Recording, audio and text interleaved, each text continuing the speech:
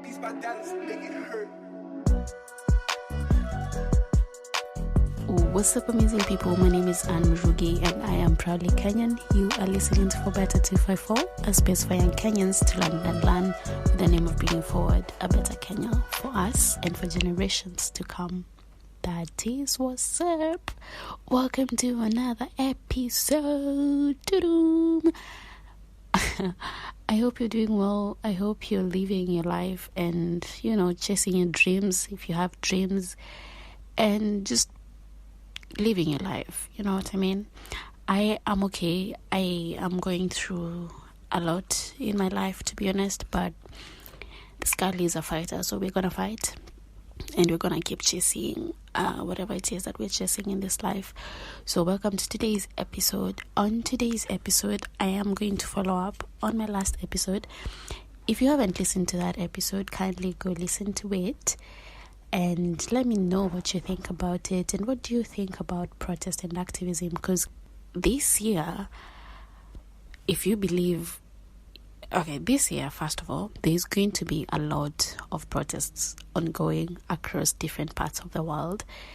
And if you believe in astrology, if not, just forward this part, there is the prediction that a lot of transformation needs to happen in the next couple of years. So there's going to be a lot of destruction of things just to form something. And the thing about the world is nothing is good and nothing is bad. That's also something to talk about. So the transformation can be to a good extent, but it can also be to a bad extent. So it's you being the player and choosing which side to go, because the evil people can still win and the good people can still win. And that's why I thought I'm going to be focusing a bit more on protest this time, just to give you an understanding that, protests and demonstrations are a topic that are going to be more and more common, more so in places that where oppression thrives. And we're already seeing what's going on, for instance, in West Africa. But now the question is, are we informed enough to make the transformation positive, or are we, just rioting and demonstrating, but still the results are going to be negative? And with that, I will go to today's episode. Last time I talked about protest and activism and how we have gotten to a point where we have let the two lose their power in our country and we need to take that power back. And today I want to continue with the same conversation, and I'll be talking about the police force. It's a bit of a touchy subject, but over here we love the hard conversations, so let us get into it.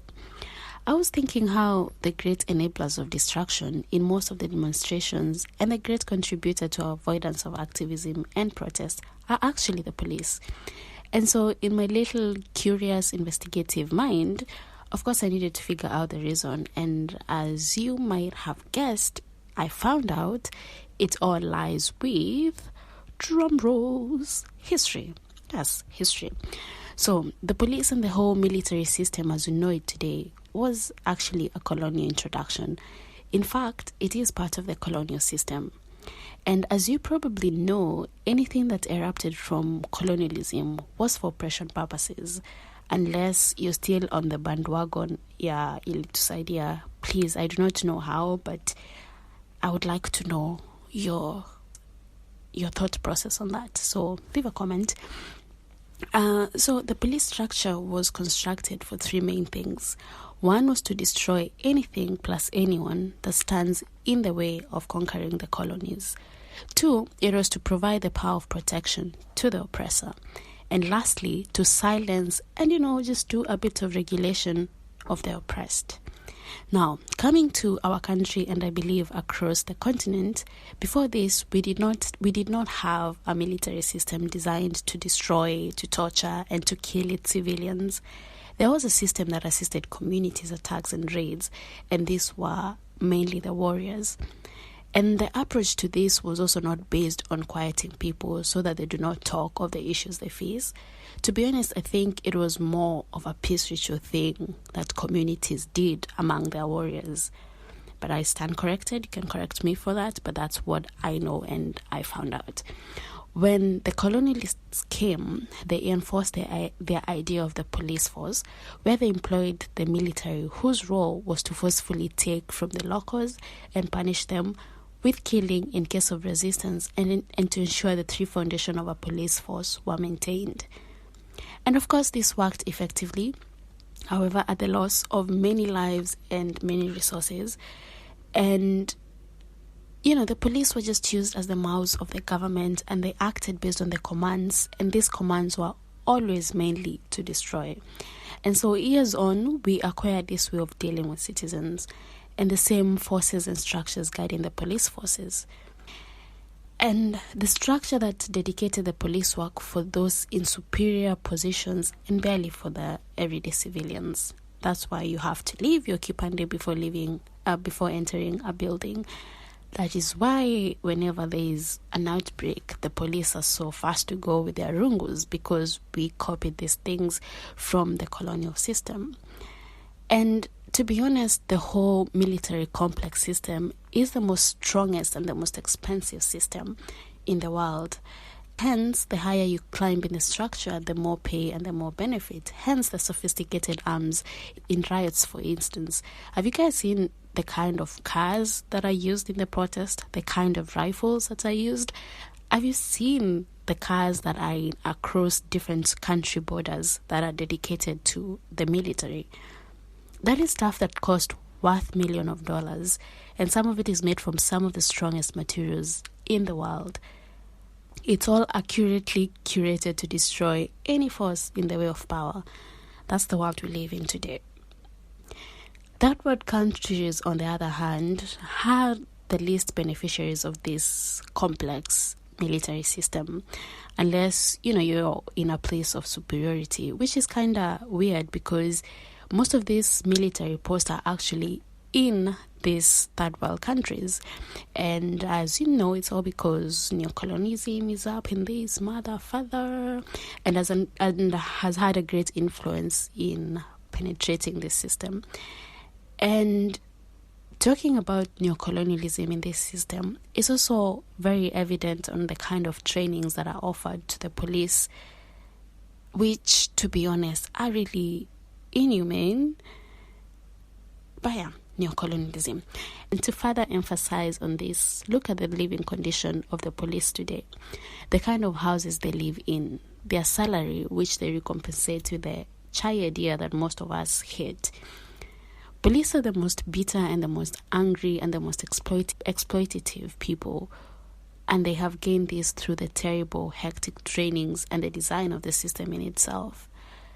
And it is a sad affair, but at the same time, the police being the strongest force means through them a lot of change regarding social injustices can be made. That's why right now, in recently what was going on in Gabon, you saw how strong a statement from the military kind of overturned everything. That's because of the strength that the police have, or the military has. Also, remember, they gain their power from protecting those who are in power. And historically, actually, police who have joined civilians in a protest have contributed the most of change in a country. And yes, I know I did say that they are contributors to our avoidance to protest and activism, but we can see where it all comes from. It all lies in a deep-rooted history of colonialism and neocolonialism. But it's 2023 and everyone's like, that's more from this. I think that's also a conversation to have. But to be able to end the injustices, which result to also an end of injustices for the police themselves, because look at how they are treated mainly in the third world countries, begins with the police themselves detaching from the power instruction. If the idea is to maintain peace, I suggest that they arrest the right wrongdoers. Yes, we have seen politicians steal public funds and property. We've seen fights in churches and parliaments. We've seen verbal abuses in campaigns and political arrest, which, whether we like it or not, we mimically unconsciously take this kind of behaviors. So I think the police, if they want to protect the idea that they are doing their work, which is always the main response that they give you when they are mistreating you or when they are being mean to you, is like, tunafanya kazi ya sheria, it's always something like that. But I think the kazi ya sheria that they should be doing, honestly, it's in these big organizations and big businesses that are causing a lot of fraud and a lot of instability for most people across the world. So I think the police should join the Mwananchi and fight for the change, because they are feeling the pain too. And have you ever asked yourself why you never hear of a police strike? That is because of the power they have and the people they protect. So then, I have a message to the police. Dear police, it is up to you to be miserable civil servants, hurting with increased cost of goods, inaccessibility to places you protect your bosses, and so much bitterness. At the end, you end up transferring to people just like you, suffering just like you, and even murdering them, or to utilize your power to support the change and improve your well-being financially, but more so emotionally. And we might say it's not all the police, but the majority for sure harm the common Mwananchi for the least of the wrong, yet protecting where the actual wrong is being done. I am up for discussion for this, so do engage with me on For Better 254. And until next time, peace and blessings. Cheers.